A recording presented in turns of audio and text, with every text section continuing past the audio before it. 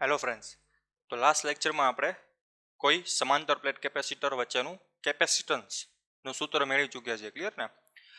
તો આજે આપણે સ્ટડી કરવાનું છે કે કોઈ ડાઇલેક્ટ્રિક માધ્યમવાળા કેપેસિટરમાં કેપેસિટન્સનું મૂલ્ય કેટલું હશે. ક્લિયર ને? એ પહેલાં એક વસ્તુ સમજી લઈએ કે તમને એમ કહેવામાં આવે કે એક ફેરાડે રહ્યું, બરાબર, એક ફેરાડે તમારે કેપેસિટર મેળવવું હોય, એક ફેરાડે કેપેસિટી ધરાવતું, તો એના માટે તમારું ક્ષેત્રફળ અથવા તો તમારી લંબાઈ કેટલી હોવી જોઈએ, જે ચોરસ પ્લેટ હતી એની લંબાઈ. ક્લિયર ને? દાખલા તરીકે તમારી પાસે આવી તો બે પ્લેટ હોય. ક્લિયર ને? તો આની લંબાઈ હું એલ કહી દઉં, આનું ક્ષેત્રફળ એ હોય. ક્લિયર ને? તો આ લંબાઈ કેટલી રાખવી પડે તમારે ક્યારે? કે જ્યારે તમારું આ બનતા તંત્રનું કેપેસિટરનું મૂલ્ય એક ફેરાડે કરવું હોય તો. ક્લિયર ને? તો એક ફેરાડે એટલે શું થાય? તો કે સી બરાબર આપણે જોઈ ગયા કે epsilon naught a by d. બરાબર ને? ટૂંકમાં હવાવાળા માધ્યમમાં છે, બરાબર, અથવા તો શૂન્યાવકાશમાં છે. ક્લિયર? તો આપણે ફાઇન્ડ શું કરવું છે? તો કે એરિયા ફાઇન્ડ કરો છો. તમને એમ કીધું છે કે આ બે વચ્ચેનું અંતર માની લો કે 1 સેન્ટીમીટર રાખેલું છે. આ બે પ્લેટને 1 સેન્ટીમીટર રાખવામાં આવેલી છે. ક્લિયર? તો તમને કેપેસિટરનું મૂલ્ય આપેલું છે. ક્લિયર? કેટલું છે? 1 ફેરાડે. તો કે 1 બરાબર એપ્સિલોન નોટ તો કે 8.85, બરાબર ને, 10⁻12. ક્ષેત્રફળ તો કે મેળવવાનું છે ડી, તો કે 10⁻2, બરાબર ને, સેન્ટીમીટરમાંથી મીટરમાં કન્વર્ટ કર્યું. આના પરથી એરિયા કેટલો મળશે? તો કે 10⁻2 ઉપર જશે એટલે આ વધશે 10⁻10. ક્લિયર ને? અથવા તો આપણે કરી જ નાખીએ કે આ 10⁻2 અહીંયા ઉપર લઈ જાઓ એટલે 10⁻2 એમને આ વસ્તુ છેદમાં વહી જાય એટલે 8.85 ગુણ્યા 10⁻12 ઉપર આવશે એટલે આ થઈ જાય, આનું ભાગાકાર કરશો એટલે 0.11 ગુણ્યા 10⁻10. ક્લિયર ને? એપ્રોક્સિમેટેડ ફોર્મમાં લઈ લઈએ તો શું મળશે આપણને? તો કે એરિયા ઇઝ ઇક્વલ ટુ 10⁻10. બરાબર? એપ્રોક્સિમેટેડ ફોર્મમાં એરિયા ઉપરથી આપણે લંબાઈ મેળવી શકીએ, કારણ કે એરિયા એટલે શું થાય? લંબાઈ ગુણ્યા પહોળાઈ. બરાબર ને? ચોરસ હોય તો લંબાઈનો સ્ક્વેર. ક્લિયર ને? એટલે આ શું થાય? લંબાઈનો સ્ક્વેર લખી શકું. તો લંબાઈ બરાબર શું મળશે? એપ્રોક્સિમેટલી 0.33 સમથિંગ મળશે. બરાબર? 10⁻4 મીટર. બરાબર ને? શું કામે? કારણ કે અહીંયા તમારે 8 કરવું પડશે અને 100નું ક્યુબ રૂટ કાઢવું પડશે એક પ્રકારે. ક્લિયર? એટલે આવું કંઈક ફોર્મ મળશે. શું મળ્યું જોવો જી, રફલી 30 કિલોમીટર મળ્યું કે નહીં? ક્લિયર ને? 30 કિલોમીટર મળ્યું કે નહીં? તો એનો અર્થ એવો થયો કે તમારે કોઈ એક ફેરાડે કેપેસિટી ધરાવતું કેપેસિટર મેળવવું હોય ને. ક્લિયર? તો તમારે આ જે લંબાઈ રહી ને, આ જે લંબાઈ અને આ લંબાઈ, એ 30 કિલોમીટર લાંબી રાખવી પડે. બરાબર? એ પ્રેક્ટિકલી પોસિબલ નથી. તો એના માટે કંઈક નવું વિચારવું પડે, નવી વસ્તુ કરવી પડે કે જેથી કરીને આપણે કેપેસિટી વધારી શકીએ. એના માટે જ આનો ઉપયોગ કરવામાં આવ્યો છે. બરાબર? ડાઇલેક્ટ્રિકનો ઉપયોગ એ તમને છેલ્લે ખબર પડશે કે કેવી રીતે શું થાય છે ડાઇલેક્ટ્રિકમાં. ક્લિયર ને? તો કેપેસિટર બનાવી લઈએ. તો કાંઈ એક પ્લેટ છે, સિમ્પલ આપણે પ્લેટ જ દોરી લઈએ. ક્લિયર ને? કાંઈ એક પ્લેટ છે. ક્લિયર? આ બીજી પ્લેટ છે. વચ્ચે છે ને જ્યાં જ્યાં તમને જગ્યા દેખાય ને ત્યાં ત્યાં આપણે શું ભરી દીધું? ડાઇલેક્ટ્રિક વાળું એક વસ્તુ ભરી દીધી. થોડીક વડે બનાવી લઈએ.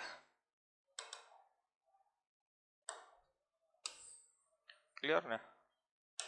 હા, તો આપણું ડાઇલેક્ટ્રિક. અહીંયા હતી આપણી એક પ્લેટ, અહીંયા હતી આપણી બીજી પ્લેટ. ક્લિયર?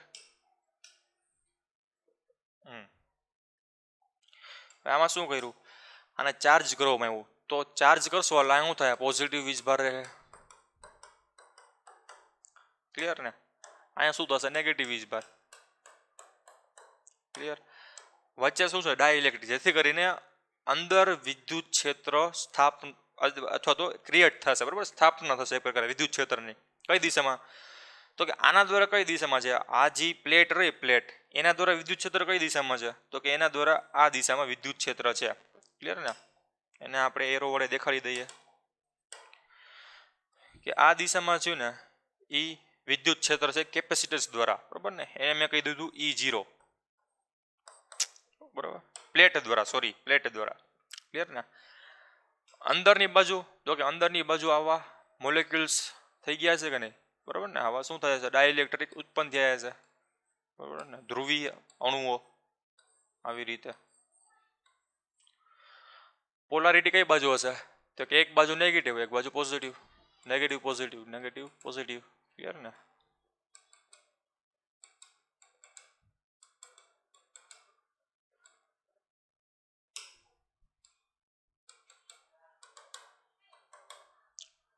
ક્લિયર? જો જેમાં સમાન વિદ્યુત ઉત્પન્ન થયા છે, આવા જે સમાન અણુ ઉત્પન્ન થયા છે, તો કે ના, જો અહીંયા નથી થયો, આ જે ખાલી જગ્યા રહી નથી થયા, એનો મતલબ એમ થયો કે આ જે વસ્તુ રહે ને બરાબર, એ કમ્પ્લીટલી પોતાનામાંથી આવા અણુઓ ઉત્પન્ન કરી શકતા નથી. એનો અર્થ એવો થયો કે આની ઘનતા હોય, પૃષ્ઠ ઘનતા, એને હું કહી દઉં સિગ્મા. તો આની પૃષ્ઠ ઘનતા શું સિગ્મા રહેશે? તો કે ના, ઘટી જશે. શું કામે? કારણ કે અમુક અણુ હશે બરોબર, એ ધ્રુવીભૂત નહીં થયા હોય. ક્લિયર ને? અમુક અણુ હશે એ ધ્રુવીભૂત થયા હશે નહીં, જેથી કરીને પોતાની પૃષ્ઠ ઘનતામાં ઘટાડો કરશે. બરોબર ને? તો આ જે સિગ્મા હતી, આ જે સિગ્મા બરાબર, એ પ્લેટ દ્વારા મળતા વિદ્યુત ભારની પૃષ્ઠ ઘનતા છે. જ્યારે આની સિગ્મા ઘનતા આપણે આગળ જોઈ ગયા, એને કયા વડે દેખાડે? તો કે સિગ્મા પી વડે. બરોબર ને? તો સિગ્મા પી એટલે કે પોલરાઇઝ થયેલા અણુઓની પૃષ્ઠ ઘનતા. બરોબર ને? કે જે આપણે ઇમેજનરી હતી, આપણે એવું માની શકીએ. ક્લિયર? કે આમાં વિદ્યુત ભાર ઉત્પન્ન થયા છે, પરંતુ હકીકતમાં વિદ્યુત ભાર નથી ઉત્પન્ન થયા, એમાં ડાયપોલ ઉત્પન્ન થઈ છે. એટલે ઇફેક્ટ દેખાડશે. બરોબર ને? પોતાનું વિદ્યુત ક્ષેત્ર ઉત્પન્ન કરશે. ક્લિયર? એટલે આપણે એવું માની શકીએ કે આમાં વીજભાર ઉત્પન્ન થયા છે, પણ કેવા? કાલ્પનિક. એટલા માટે એને મેં કીધું સિગ્મા પી. એટલે ને મુક્ત ઇલેક્ટ્રોન દ્વારા ક્યાં ઉત્પન્ન થયા છે? તો કે હાલ.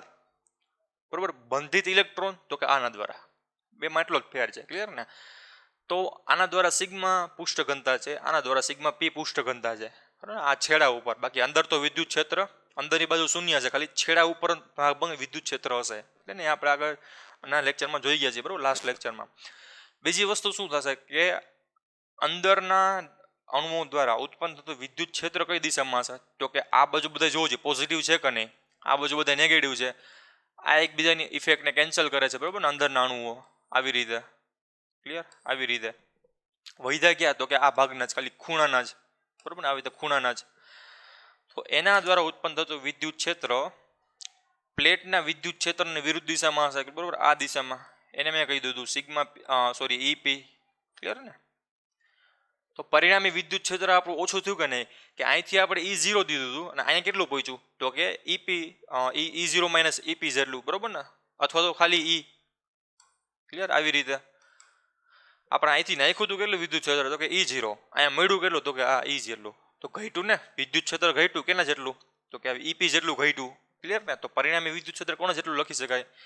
તો કે પ્લેટનું કેપેસિટન્સ કે જ્યારે શૂન્ય વકાશ હતો ત્યારે માઇનસ હવે જ્યારે ડાઇલેક્ટ્રિક એમાં નાખવામાં આવ્યું ત્યારે વિદ્યુત ક્ષેત્ર સિગ્મા પી. શું કામ આ થયું? કારણ કે આપણે જે વિદ્યુત ક્ષેત્ર બહારથી નાખ્યું હતું, તો વિદ્યુત ક્ષેત્ર એટલે શું થાય? ઉર્જા થઈ કે નહીં? એ ઉર્જાનું આને ડાયપોલમાં કન્વર્ટ કરી નાખી. આને ડાયપોલ કન્વર્ટ કરી નાખ્યું. તો કોઈ પણ વસ્તુ કન્વર્ટ ક્યારે થાય? કે એના પર કાર્ય થયું હોય ત્યારે. તો આપણી પહેલી ઉર્જા E0 હતી.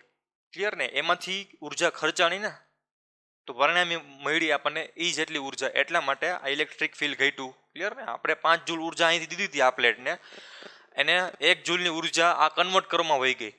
તો અહીંયા કેટલી મળશે? 4 જૂલ જેટલી. તો અહીં ઇલેક્ટ્રિક ફિલ્ડ કેટલું આવશે અહીંથી પસાર થતા? તો કે E જેટલું વધશે. બરાબર? ઓછું વિદ્યુત ક્ષેત્ર વધશે. ક્લિયર ને? પરંતુ વિદ્યુત ક્ષેત્ર ઓછું વધશે, સિગ્મા તો સમાન જ છે કે નહીં? વિદ્યુત ભાર તો સમાન જ છે. વિદ્યુત ભાર વધે કે ઘટે નહીં? બરાબર ને? શું કામે? કારણ કે કન્ઝર્વેશન લો, સંરક્ષણના નિયમ અનુસાર. તો હવે શું થશે? તો કે આપણને ખબર છે કે E0 બરાબર હું શું લખી શકું? તો કે E0 બરાબર લખી શકું સિગ્માના છેદમાં એપ્સિલોન નોટ. જ્યારે EP બરાબર શું લખી શકું? તો કે EP બરાબર જ્યાં સિગ્મા હોય ને સિગ્મા P મૂકી દેવાનું. ક્લિયર ને? કારણ કે સિગ્મા EP ક્યાં ઉત્પન્ન થાય છે? તો કે આવા વીજભાર દ્વારા, બરાબર, કાલ્પનિક વીજભાર દ્વારા, ડાયપોલ દ્વારા ઉત્પન્ન થતું વિદ્યુત ક્ષેત્ર. ક્લિયર ને? આ બે વસ્તુને આમાં મૂકી દો તો આપણને સમીકરણ મળશે. ક્લિયર? શું મળશે? તો કે સિગ્માના છેદમાં એપ્સિલોન નોટ માઇનસ સિગ્મા પીના છેદમાં epsilon naught is equal to sigma minus sigma પીના છેદમાં એપ્સિલોન નોટ. ક્લિયર? આ આપણું પરિણામી વિદ્યુત ક્ષેત્ર મળ્યું કે જે કેપેસિટરના મૂલ્યમાં વાપરવાનું છે. હવે E બરાબર શું થાય? અથવા તો V બરાબર શું થાય? E into D is equal two V થઈ કે નહીં? કારણ કે કેપેસિટરનું મૂલ્ય ક્યુના છેદમાં V મેળવવા માટે આ વેલ્યુ મેળવવા માટે આપણે ઇલેક્ટ્રિક ફિલ્ડની જરૂર હતી. હવે ઇલેક્ટ્રિક ફિલ્ડ તો મળી ગયું, તો ઇલેક્ટ્રિક ફિલ્ડ બરાબર શું મૂકી શકું કે E ઇન્ટુ ડી, બરાબર. ડી એટલે બે વચ્ચેનું અંતર, આ પ્લેટ અને આ પ્લેટ વચ્ચેનું અંતર હતું. ક્લિયર ને? અને અહીંયા લખી જ નાખું કે આ બે વચ્ચેનું અંતર છે ડી. ક્લિયર? જેથી કરીને આપણી પાસે હવે વોલ્ટેજ મળી ગયા. ક્લિયર ને? અને આપણે પૂછી નાખીએ કેટલી એવી વોલ્ટેજની વેલ્યુ, તો કે વોલ્ટેજની વેલ્યુ આવી E ઇન્ટુ ડી. એ આપણને ખબર છે સિગ્મા માઇનસ સિગ્મા પી ના છેદમાં એપ્સાઇલોન નોટ એને ગુણ્યા ડી. ક્લિયર ને? આ આપણું સૂત્ર મળ્યું, પરંતુ સિગ્મા પી આપણને ખબર નથી, તો એ મેળવવો પડે. ક્લિયર ને? અથવા તો સિગ્મા માઇનસ સિગ્મા પીની વેલ્યુ આપણે મૂકી દઈએ તો પણ ચાલે. ક્લિયર ને? તો સિગ્માની વેલ્યુ આપણને ખબર છે. સિગ્માની વેલ્યુ કેટલી થાય, તો કે આ સિગ્માની વેલ્યુ આપણને ખબર છે કે એક પ્લેટમાં ઉત્પન્ન થતા ચાર્જ એના છેદમાં એનો એરિયા એટલે કહેવાય સિગ્મા. ક્લિયર ને? સિગ્મા પી તો આમાં તો કોના ઉપર આધાર રાખશે, કારણ કે આપણે આગળ જોઈ ગયા કે પોલરાઇઝેશન હતું, પોલરાઇઝેશન, બરોબર ને? સિગ્મા પી એટલે શું થાય કે આવી ડાયપોલ કેટલી ઉત્પન્ન થાય છે, એ સિગ્મા પી છે. તો એ ડાયપોલ કેટલી ઉત્પન્ન થશે તો એ આપણે ગણી ન શકીએ ને. તો એના માટે આગળ ઇક્વેશન જોઈ ગયા કે ડાયપોલ પોલરાઇઝેશન, બરોબર ને, કે એકમ કદ દીઠ ઉત્પન્ન થતી ડાયપોલ મોમેન્ટના શું કહેવાય પોલરાઇઝેશન કોના પર આધાર રાખતી હતી, તો કે એના બાહ્ય ક્ષેત્ર ઉપર. તો આમાં બાહ્ય ક્ષેત્ર કોણ ઉત્પન્ન કરે છે, તો કે આ પ્લેટ. તો અહીંયા પ્લેટનું વિદ્યુત ક્ષેત્ર આવશે. ક્લિયર? આ સૂત્ર જોઈ ગયા. ક્લિયર? તો એનો અર્થ એવો થયો કે જો પોલરાઇઝેશન રહ્યું, પોલરાઇઝેશન અથવા તો આમાં ઉત્પન્ન થતી ડાયપોલ રહી કોના પર આધાર રાખશે, E0 ઉપર. તો ડાયપોલ એટલે શું થાય, 2AQ. તો 2AQ એમાં લખી નાખું દાખલા તરીકે 2AQ છેદમાં આનું કદ, આ ચોસલાનું કદ, બરોબર ને, એકમ કદ દીઠ ઉત્પન્ન થતી ડાયપોલની ચાક માત્રા, બરોબર ને. તો આને કહી દઉં n જેટલી ચાક માત્રા ઉત્પન્ન થઈ જાય. આ અહીંયા તમારે સ્ટોપ થઈ જવાનું છે, આ તમારે એક્સ્ટ્રા એક ડિટેલ માટે કહું છું, બરોબર ને. ઇઝ ઇક્વલ ટુ શું મળ્યું આપણને, તો કે કેટલો વીજભાર ઉત્પન્ન થાય છે, બરોબર. ડાયરેક્ટ મળી ગયું ને. ક્યુ એટલે શું થાય, આની અંદર વીજભાર કેટલો ઉત્પન્ન થાય છે. તો ક્યુ વીજભાર ઉત્પન્ન કોના પર આધાર રાખશે, તો કે વીજભાર ઉત્પન્ન થયો છે એ આધાર રાખશે E0 ઉપર, બરોબર ને. તો ક્યુ રહ્યો એ આમાંય આવશે ને, આપણા સિગ્મા પી હોય સિગ્મા પી, અને આવું લખી શકીએ કે આમાં ઉત્પન્ન થતો ચોસલામાં ઉત્પન્ન થતો વીજભાર એને કહી દઉં હું ક્યુ પી, એના છેદમાં ચોસલાનું ક્ષેત્રફળ એને કહી દીધું એ, બરાબર, ડિવાઇડેડ બાય એ. આ વસ્તુ ક્લિયર? આ સિમ્પલ ઇક્વેશન થઈ ગયું, આ યાદ રહી ગયું.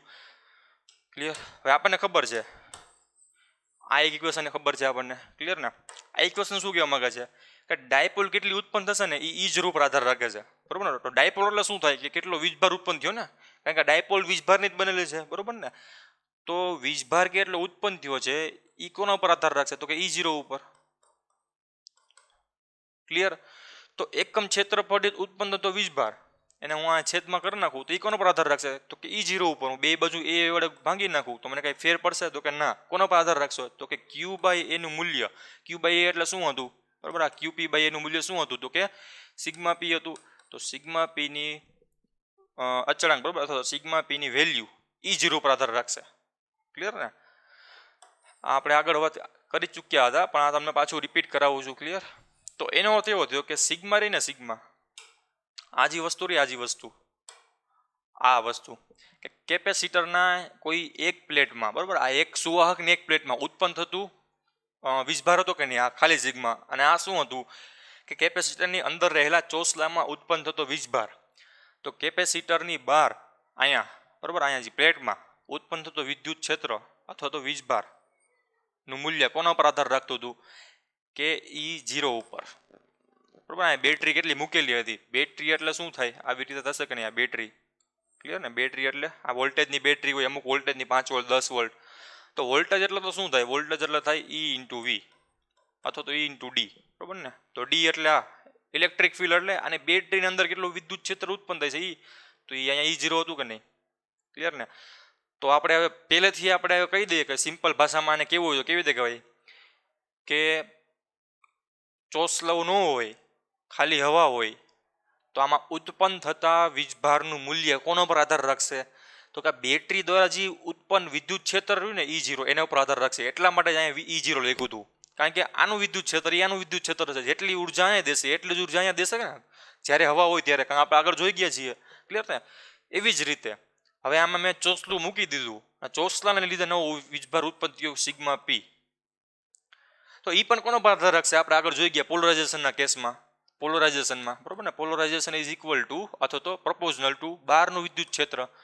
તો પોલરાઇઝેશનના જે લીધે ઉત્પન્ન થાય છે સિગ્મા પી, એ પણ કોનો પર આધાર રાખશે? E0 ઉપર બરોબર ને, બાહ્ય ક્ષેત્ર ઉપર. બાહ્ય ક્ષેત્ર એટલે બેટરી દ્વારા ઉત્પન્ન થતું વિદ્યુત ક્ષેત્ર. એકવાર ચાર્જ થઈ ગયો એટલે મેં બેટરી લઈ લીધી. ક્લિયર ને? એનો અર્થ એવો થયો કે આ કેસમાં અને આ કેસમાં આ સુવાહકની પ્લેટ ઉપર ઉત્પન્ન થતા વિદ્યુત ક્ષેત્ર અથવા તો વિદ્યુત ભાર અને ચોસલાની અંદર ઉત્પન્ન થતા વિદ્યુત ભારનું મૂલ્ય બંને E0 ઉપર આધાર રાખે છે, ટૂંકમાં કહીએ તો. ક્લિયર ને? તો તમારે લખવાનું છે કેટલું કે આ સ્ટેપમાંથી આવીને તમારે શું ખબર પડી ગઈ કે મારું જે આ સિગ્મા માઇનસ સિગ્મા પી રહ્યું ને, બરોબર ને, સિગ્મા માઇનસ સિગ્મા પી રહ્યું બરોબર, એ બંને કોનો પર આધાર રાખે છે? E0 પર આધાર રાખે છે.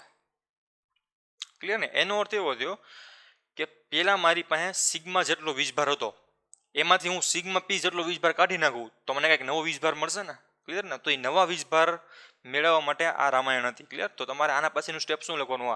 આ સિગ્મા માઇનસ સિગ્મા પી બંને E0 ઉપર આધાર રાખતા હોવાથી sigma minus sigma P is equal two કેમાં ભાગનું થયું હોય છે. ક્લિયર ને? દાખલા તરીકે આમાં 50 ઇલેક્ટ્રોન હોય અને આમાં 25 ઇલેક્ટ્રોન હોય બરાબર, અથવા 25 પ્રોટોન હોય. કારણ કે માની લો કે હવે આપણે આનું પ્રેક્ટિકલ એક્ઝામ્પલ લઈએ કે શું કહેવા માંગે છે કે તમારી પાસે એક પહેલાં સિમ્પલ હવામાં આવી રીતે વિદ્યુત ભાર રાખી દીધો હતો. ક્લિયર ને? તો આમાં જોવો જોઈએ 50 ઇલેક્ટ્રોન હતા, તો 50 ઇલેક્ટ્રોન એમનેમ જ રહેશે કે નહીં, કે જ્યાં સુધી આમાંથી ઇલેક્ટ્રોન કાઢવામાં ન આવે ત્યાં સુધી. પરંતુ હું અહીંયા શું કર્યું, મેં હવે ચોસલું રાખી દીધું આમ. તો ચોસલામાં જોવો જોઈએ આ બાજુ ક્યાં વીજભાર છે, તો કે આ બાજુ પોઝિટિવ છે બરોબર ને, આવી રીતે. ક્લિયર ને? તો હવે આ ઇલેક્ટ્રોન રે ઇલેક્ટ્રોન હવે એની ઇફેક્ટને નાબૂદ કરશે કે નહીં, કે આપણે જોઈ ગયા કે આવી રીતે પેર બનાવી નાખશે કે નહીં, જોવો જી આવી રીતે પેર બનાવી નાખશે બરોબર ને. તો આ ઇલેક્ટ્રોન કેટલા હતા? 25 જેટલા. અહીંયા પ્રોટોન હતા, પ્રોટોન સોરી 25 જેટલા હતા અને 50 ઇલેક્ટ્રોન હતા. તો 25 પ્રોટોન છે ને ડાઇલેક્ટ્રિકના, એ આ 25 ઇલેક્ટ્રોન કોના છે? પ્લેટના. બરોબર ને? કોની પ્લેટના? કેપેસિટરની પ્લેટના. એની અસરને નાબૂદ કરી નાખશે. તો ઇફેક્ટિવ અસર કોની દ્વારા રહેશે? તો આના વધેલા 25 ઇલેક્ટ્રોન રહ્યા એના દ્વારા ને, બરોબર ને. વધેલા કેટલા રહ્યા? 25 ઇલેક્ટ્રોન રહ્યા. તો આ જ વસ્તુને આપણે ઓમાં રાખી દઈએ, આમાં રાખી દઈએ, તો આ સિગ્મા શું દેખાડશે? આ 50 ઇલેક્ટ્રોન દેખાડશે કે નહીં? 50 માઇનસ સિગ્મા પી. સિગ્મા પી એટલે કેટલા હતા? 25 હતા કે નહીં? બરોબર ને. તો વૈધા કેટલા? તો વૈધા આના જ હોય ને, કારણ કે કેપેસિટર રહ્યું કેપેસિટર બરોબર, એનું પરિણામી કોના ઉપર આધાર રાખશે? તો કે આ સુવાહકની પ્લેટમાં વધેલા ચાર્જ ઉપર. બરોબર ને. કેટલા વૈધા? તો કે 25 જેટલા વૈધા. તો કેટલા ગણા થયા અથવા કેટલા ભાંગા અથવા બરોબર ને, આઈ મીન કેટલા મલ્ટીપ્લાય થયા, કેટલા ડિવાઈડ થયા, એ આપણે કરવું હોય તો મેં સિમ્પલ શું કીધું કે ટોટલ વીજભારમાંથી આ પોતાની અસરને નાબૂદ કરી નાખે છે. તો પરિણામી જે વીજભાર રહ્યો ને, પરિણામી આપણને માની લો કે સિગ્મા પ્રાઇમ મળ્યો હતો, આને ભૂસી નાખી પહેલા બરાબર ને, નવો વીજભાર મળ્યો હતો. આ પરિણામી આપણો નવો વીજભાર મળ્યો ને, કેટલો મળ્યો એને મેં સિગ્મા પ્રાઇમ કીધો. એ કોનો પર આધાર રાખશે? તો કે પહેલા હતા એના ઉપર, એના છેદમાં કે ઉપર, કે જ્યાં કે કોન્સ્ટન્ટ છે. આપણે એમ કહીએ ને કેમાં ભાગનું થઈ ગયું, તો અહીંયા જોવો જોઈએ કેટલામાં ભાગનું થયું, તો કે 50 ભેગા 2 કરી શકું કે નહીં? આ કે મૂળ ઇલેક્ટ્રોન એને ભેગા 2 બરાબર ને. મૂળ ઇલેક્ટ્રોન એટલે આ સિગ્મા, એટલા માટે મેં સિગ્મા લખી નાખ્યું. કે એટલે મેં કોઈ કોન્સ્ટન્ટ વડે ગુણી નાખ્યું કે બીજા ભાગના થઈ ગયા. ક્લિયર ને? દાખલા તરીકે અહીંયા હું ડાઇલેક્ટ્રિકની વેલ્યુ વધારી નાખું તો અહીંયા કરી નાખ્યા 30 બરાબર ને. તો પરિણામી ઘટશે કે નહીં? તો પરિણામી કેટલા ઘટશે? તો કે અહીંયા 30 હોઈ ગયા હોય, 25 જગ્યાએ કેટલા આવી ગયા? 30 આવી ગયા. તો વૈધા કેટલા? તો કે 25 માંથી 30 બરોબર, એટલે 20 વૈધા. ક્લિયર ને? આ કેટલા થયા? અઢી ગણા થઈ ગયા ને. તો એનો અર્થ એવો થયો કે મારો કે બદલાઈ ગયો, કેટલો થઈ ગયો? અઢીમાં ભાગનો થઈ ગયો. એનો અર્થ એવો થયો કે જેમ જેમ ડાઇલેક્ટ્રિકની વેલ્યુ વધુ ને એમાં પરિણામી વીજભાર ઘનતા રહીને, પૃષ્ઠ ઘનતા એ ઘટતી જશે. ક્લિયર ને? કોનો પર આધાર રાખશે? તો કે સિગ્મા બાય કે ઉપર. એટલા માટે હું સિગ્મા બાય કે મૂકી શકું કે નહીં, કે sigma minus sigma P is equal two એના મૂળ ના છેદમાં કે ભાગ બરાબર, કેમો ભાગ થઈ ગયો.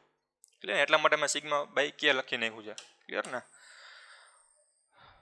તો આ પ્રમાણે હું જ્યાં સિગ્મા હોય ત્યાં હું શું લખી શકું કે સિગ્માના બાય કે. ક્લિયર ને? તો સિગ્માના છેદમાં epsilon not into k into D, આવું સૂત્ર થયું કે નહીં વોલ્ટેજનું. સિગ્મા માઇનસ સિગ્મા પીની જગ્યાએ શું લખાયું કે મૂળ કરતાં કેમાં ભાગનો વિદ્યુત ભાર થઈ ગયો, પરિણામી નેટ વિદ્યુત ભાર, બરોબર ને. સિગ્માના છેદમાં એપ્સિલોન નોટ ક્યાં થઈ ગયું, ક્લિયર. હવે આપણે શું કર્યું કે કેપેસિટરનું વેલ્યુ અથવા તો મૂલ્ય શું હતું, ક્યુના છેદમાં વી, તો ક્યુ એમનમ વી આ મૂકી દો, તો વીની જગ્યાએ શું આવશે, સિગ્મા ઇન્ટુ ડી, છેદ અંશમાં હોય જાય એટલે અહીંયા આવશે એપ્સિલોન નોટ ઇન્ટુ કે, ક્લિયર ને. સિગ્મા એટલે શું થાય, તો કે સિગ્મા એટલે મૂળ વીજભાર ઘનતા હતી, કે મૂળ વીજભાર ઘનતા અથવા તો સુવાહકની વીજભાર ઘનતા, તો એને શું કીધું હતું, ક્યુ બાય એ, બરોબર ને, q by a into d, clear.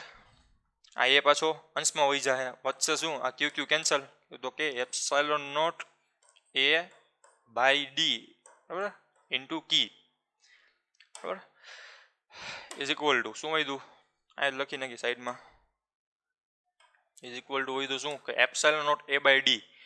તો એના માટે તો શું યુઝ કરીએ કે કેપેસિટર હતું, કેપેસિટર જ્યારે શૂન્યાવકાશ હતો ત્યારનું કેપેસિટન્સ હતું ને, આગળ જોઈ ગયા આપણે, જ્યારે શૂન્યાવકાશવાળું માધ્યમ હોય ત્યારનું કેપેસિટન્સ, તો એને હું કહી દીધું C0 ઇન્ટુ કે, જો કે ઘણું થઈ ગયું ને, ઓલું કેમાં ભાગનું હતું વિદ્યુતભાર ઘનતા, તો આપણું મળ્યું નવું કેપેસિટન્સ, તમારું સૂત્ર થઈ ગયું. આ સૂત્ર શું કહેવા માંગે છે કે કોઈ પણ શૂન્યાવકાશ ધરાવતા કેપેસિટન્સનું મૂલ્ય વધારવું હોય તો એની વચ્ચે હું કોઈ ડાયઇલેક્ટ્રિક માધ્યમ મૂકી દઉં તો મને નવા મળતા કેપેસિટન્સનું મૂલ્ય કે ઘણું વધી જશે, ક્લિયર ને. શું કહેવું છું કે દાખલા તરીકે તમારું જે એપ્સિલોન 0 એ બાય ડી હતું આવી રીતે, તો આ શૂન્યાવકાશમાં હતું ને, આ લખી નાખું શૂન્યાવકાશ, ક્લિયર ને. તો શૂન્યાવકાશમાં કેપેસિટન્સનું મૂલ્ય મારે વધારવું હતું, તો મારે 30 કિલોમીટર જેટલી વધારે લંબાઈ જોતી હતી ને. એવું ન કરવું હોય તો શું કરવું પડે કે વચ્ચે હું ડાયઇલેક્ટ્રિક મીડિયમ મૂકી દઉં, તો મને નવું કેપેસિટર કેટલું મળશે, તો કે નવું કેપેસિટન્સ ક્યારે, કે જ્યારે ડાયઇલેક્ટ્રિક મૂકવામાં આવે ત્યારે, બરોબર ને. સુવાહકીની જ રાખ્યું પણ મેં ખાલી મૂક્યું શું, વચ્ચે ડાયઇલેક્ટ્રિક મૂકી દીધું, તો એ કે ઘણું વધી જશે, કોના કરતા, તો કાના કરતા, એ બાય ડી, બરોબર ને. તો એનો અર્થ એવો થયો કે કેપેસિટી આપણે વધારી શકીએ છીએ, કે એકમ વોલ્ટેજ દીઠ ડાયઇલેક્ટ્રિક મૂકવામાં આવે તો કેપેસિટન્સની વેલ્યુ વધી શકે છે, કેટલા ગણી, તો કે ગણી, ક્લિયર ને. તો કે ગુણ્યા એપ્સિલોન નોટ, બરોબર, આપણું ઇક્વેશન શું આવ્યું, તો કે she is equal two k into C0, આપણું પહેલું ઇક્વેશન થઈ ગયું. એવી જ રીતે બીજી કઈ રીતે લખી શકી, કે epsilon naught a by d, બરોબર ને. કે ઇન્ટુ એપ્સિલોન નોટ ને શું કહેવાય,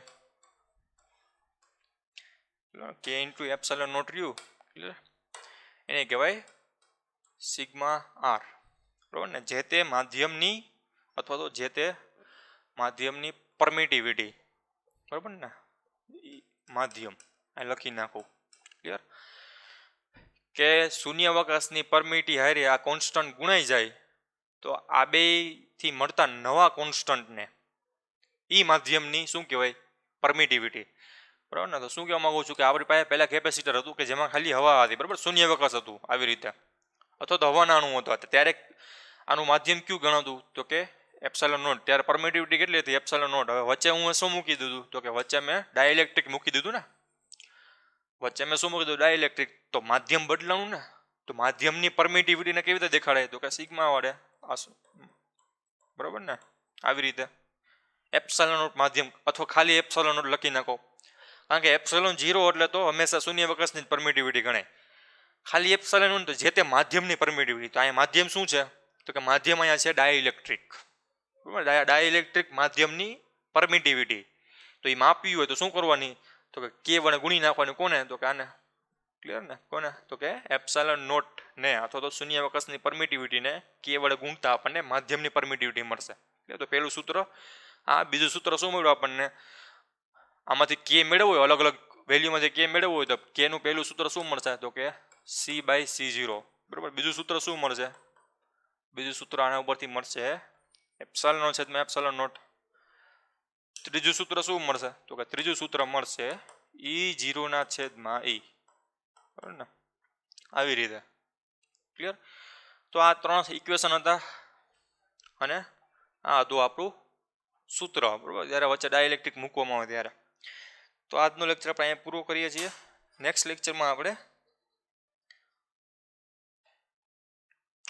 અલગ અલગ કેપેસિટરોની મદદથી આપણે બીજી રીતે કઈ રીતે કેપેસિટી વધારી શકીએ, બરાબર. સંયોજન, કેપેસિટરનું સંયોજન, થોડાક એક્ઝામ્પલ જોશું. Thank you.